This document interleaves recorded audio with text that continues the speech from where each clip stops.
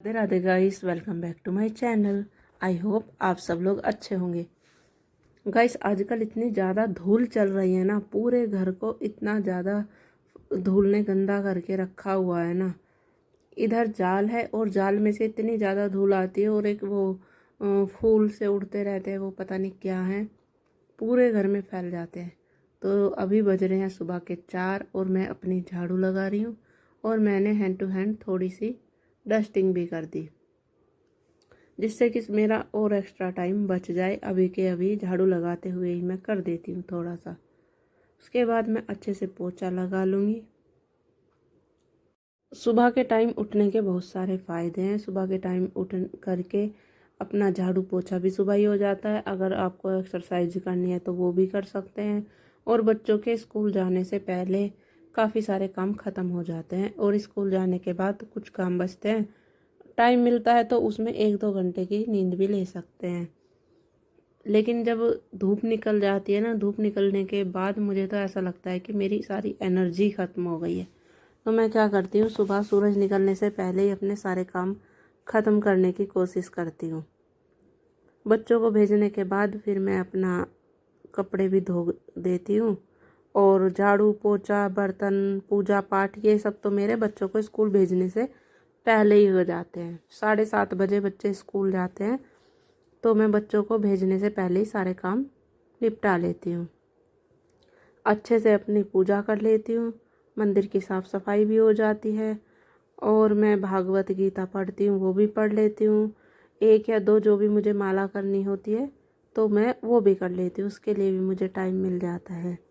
जब हमारा रूटीन अच्छा होता है तो बच्चे हमें देखकर ही सीखते हैं, तो बच्चों का भी रूटीन ऑटोमेटिक सही हो जाता है। अब सुबह के टाइम बच्चे देखते हैं कि हमारी मम्मा सुबह उठ करके काम करती है, झाड़ू पोछा पूजा पाठ, तो बच्चों को भी लगता है कि ये अच्छे काम है, हमें भी ये करने चाहिए। और अगर मैं उठ करके सुबह बैठ करके फ़ोन देखूँगी और इधर उधर बिना नहाए धोए खाऊँ पीऊँगी, तो बच्चों को भी वैसी ही शिक्षा मिलेगी। तो मुझे बच्चों को अच्छी चीज़ें सिखानी है, तो पहले मुझे खुद से अच्छी चीज़ें सीखनी होंगी, तभी मैं बच्चों को सिखा पाऊँगी। और कहते हैं कि बच्चे सिखाने से नहीं सीखते, देख कर के सीखते हैं।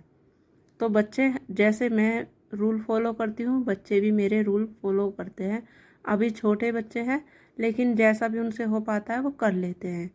तो हमें अगली जनरेशन को भी सुधारना है ना। हमारा तो जो था जैसे है, लेकिन हमें आने वाली पीढ़ी में बदलाव लाना है।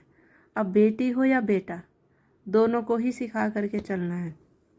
ज़रूरी नहीं है बेटियां हैं तो बेटियों को ही सारे काम सिखाए जाए।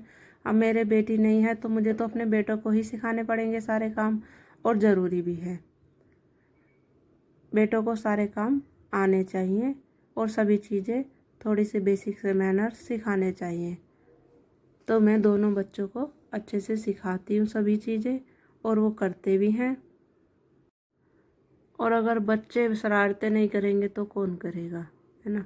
तो सुबह के टाइम ये ब्रेकफास्ट में दूध और रस खाते हैं, या ब्रेड होते हैं तो ब्रेड या टोस्ट बना के दे देती हूँ मैं। लेकिन मैं खाने में इनको हेल्दी देती हूँ। मैं कभी पास्ता वगैरह या पिज़्ज़ा या ये चीज़ें नहीं बना के देती, इनके स्कूल में अलाउ भी नहीं है। अब मैंने बनाई है अरवी की सब्ज़ी, और इनका लंच पैक करके हम आ गए हैं नीचे। दोनों बच्चे स्कूल जाने से पहले साइकिल चला रहे हैं, क्योंकि अभी वैन आई नहीं है इनकी। तब तक ये साइकिल चला के अपना टाइम पास करेंगे। अब पूरी गर्मियाँ आ गई हैं, अब फुल स्लीव के कपड़े नहीं पहने जाते, क्योंकि बरसात हो रखी थी तो थोड़ी सी ठंड हो रही थी, तो फुल स्लीव के कपड़े निकाल रखे थे, बच्चों के भी और अपने भी। अब मैं उन फुल स्लीव के कपड़ों को उठा करके रख दूँगी। और जो सिल्क के सूट होते हैं उनका कुछ काम ही नहीं होता है, वो 1-2 महीने मुश्किल से पहने जाते हैं, इतने महंगे आते हैं। अब मैं कल मेरा व्लॉग आएगा इसी से रिलेटेड, मैं कैसे इनको मैनेज करूँगी, कैसे कपड़ों को लगाऊँगी, तो आप कल मेरा व्लॉग देखिएगा।